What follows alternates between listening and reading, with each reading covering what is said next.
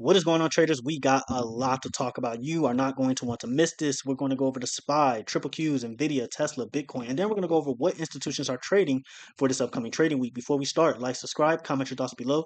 Let's get into the video. So right now we are looking at the SPY daily time frame, and as you guys can see, we are trading within this rising channel.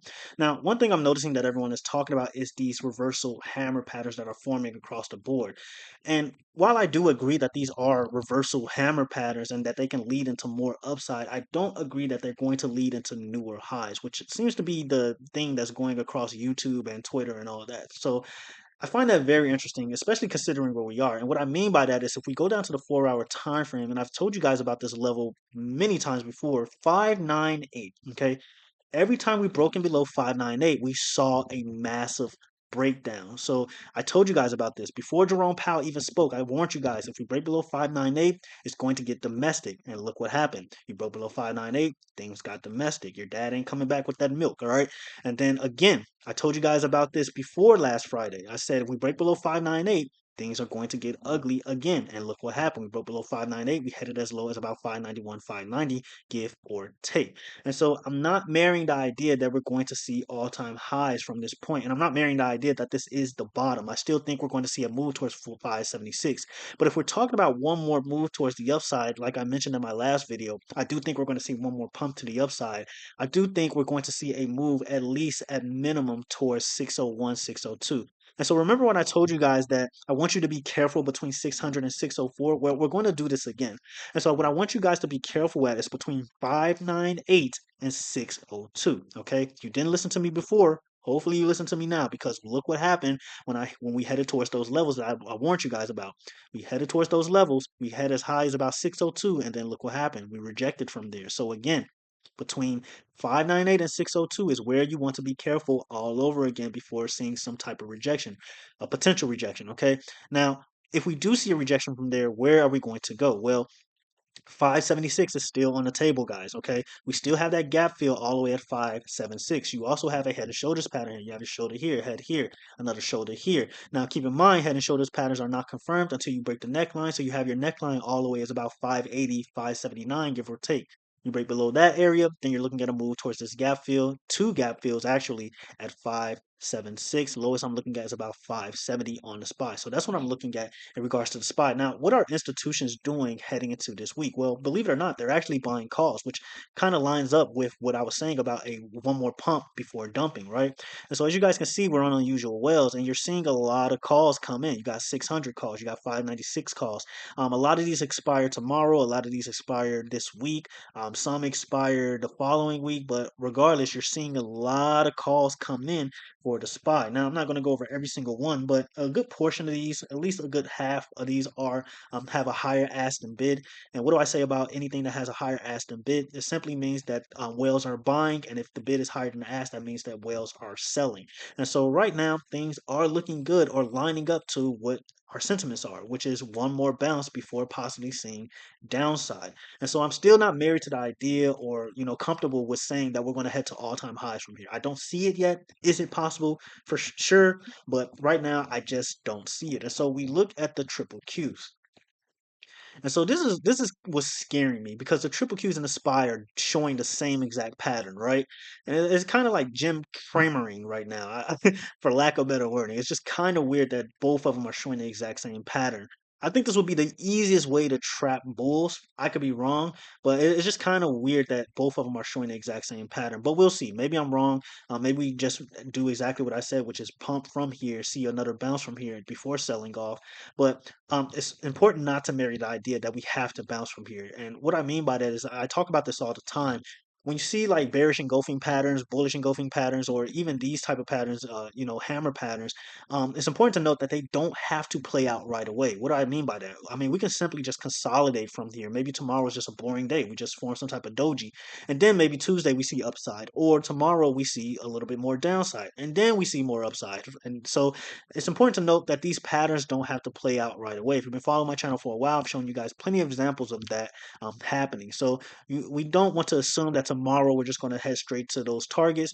We want to see how things play out at least 30 minutes until market open, or maybe pre-market gives us an idea on where we're going to go. So that's what I'm looking at for the triple Qs. I want to see a retest towards 529. After 529, and we saw what happened at 529. Once we broke below 529, and I warned you guys about this before Friday.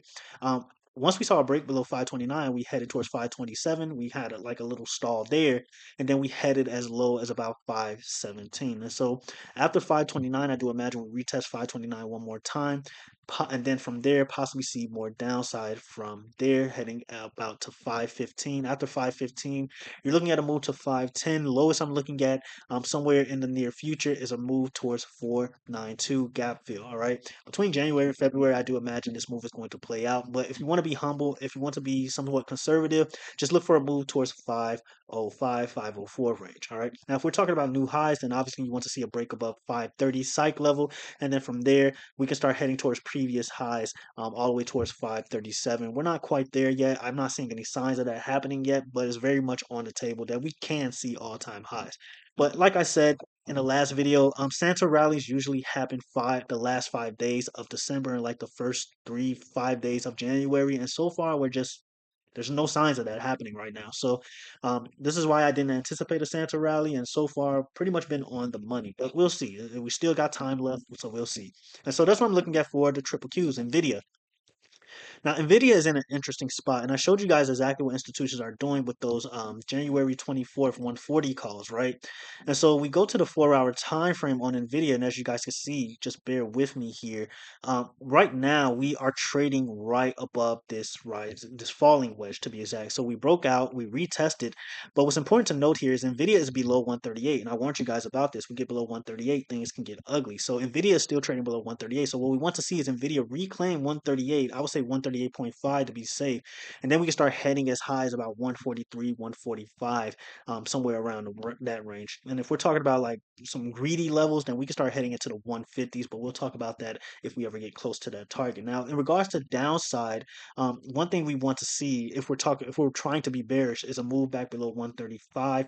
I would say 134.8. After that, you're looking at a move towards the 130s. All right, so that's what I'm looking at in regards to Nvidia. And so we got to talk about Tesla, right? Because Tesla doesn't look good. It seems like everyone's optimistic and about the numbers and everything, but so far Tesla just doesn't look great. And so we're looking at the 4-hour time frame, and as you guys can see, we are trading within this rising channel. Once again, you have a high here, a lower high here, and then you have somewhat of an even low here. And right now, you're somewhat breaking below this rising channel. Now, the break is not yet convincing. What you want to see is a break below 529. After that, you're looking at a move towards 523. And like I said before, I keep saying 5, I mean 423. But like I said before, I don't know if it was the last video or not, but like I said before, if Tesla breaks below 410, things are going to get domestic, and I still stand by that. Okay, remember what I said about 5598? You're looking at the same scenario on Tesla. So if Tesla breaks below 410, guys, you get very illiquid back towards the downside. So that is something you want to look out for. Now, what's important to note here is that you do have a fair value gap all the way in the 450s. So again, like I said, this break is not yet convincing in my opinion. So, but you still want to be careful here. Okay, you want to see some type of reclaim of this area.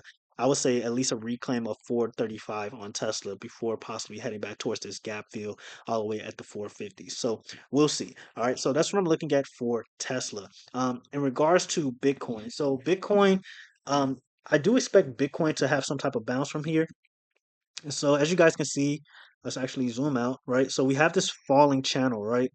And so right now, Bitcoin is at this level of 92K, between 92K, 92.5K. So right now, Bitcoin is pretty much just hugging this level, hugging the supply and demand zone. So I do expect some type of bounce from here, which can lead into maybe the market bouncing as well, because we're talking about Bitcoin being some type of leading indicator, right?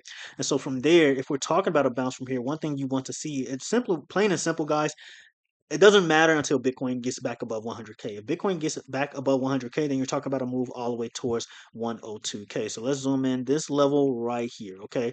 100K. After that, you look at a move towards 102.7, and then after that, you can start heading towards 105K. And so that's what I'm looking at in regards to Bitcoin. All right. So that's what I got so far. If we break out of this rising, falling wedge, Bitcoin can start going really, really crazy. All right, so you definitely want to pay attention to this. All right, so NQ.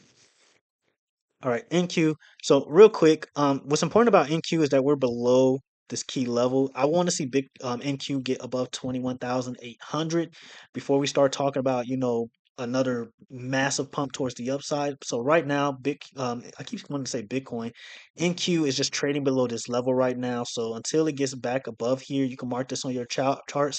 I'm not too optimistic about any type of new highs or anything like that. So it's just crazy that everyone's saying that. Like I don't get it. These are your YouTubers that you guys follow. I don't know. They're just saying anything at this point. Like, oh man, a hammer pattern, all time highs. Here we come. Like, what are we talking about here? All right. So I don't know. It's on you guys. But regardless, that's really all I have for this video, guys. Hopefully you got something out of it. If you have questions, comment your thoughts below. If you agree, let me know. If you disagree, let me know as well. Just keep it respectful as always. And until the next video, traders, you have a good one.